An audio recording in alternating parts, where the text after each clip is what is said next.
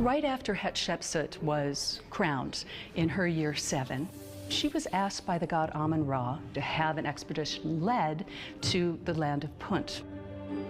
She had to put together a group of men and ships, drag them across the desert, and then launch them in the Red Sea, where they sailed 1,600 kilometers to the land of Punt. Now, we believe Punt was around the Horn of Africa, probably the modern country of Eritrea.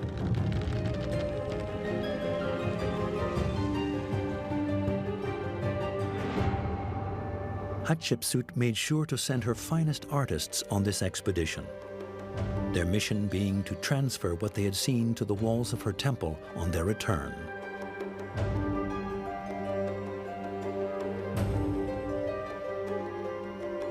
Now, why did the expedition go? It was to get incense. It was to get myrrh trees. It was to get things that were needed for the worship of the god Amun-Ra.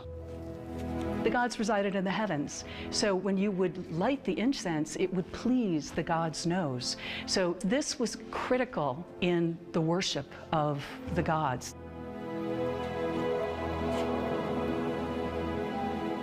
The most important part of the scene we get is right here. This is the Queen of Punt, Itu, and her husband, Perehu, and they are holding their hands in gestures of respect.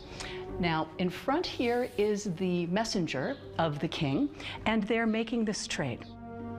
He is bringing ingots of gold and various goods, and they are giving the messenger of the king this mound of incense that can be used for temple cult ceremonies. Apart from large quantities of resin, the Egyptians uprooted and took myrrh and incense trees from the land of Punt. They loaded them onto their boats, complete with the roots.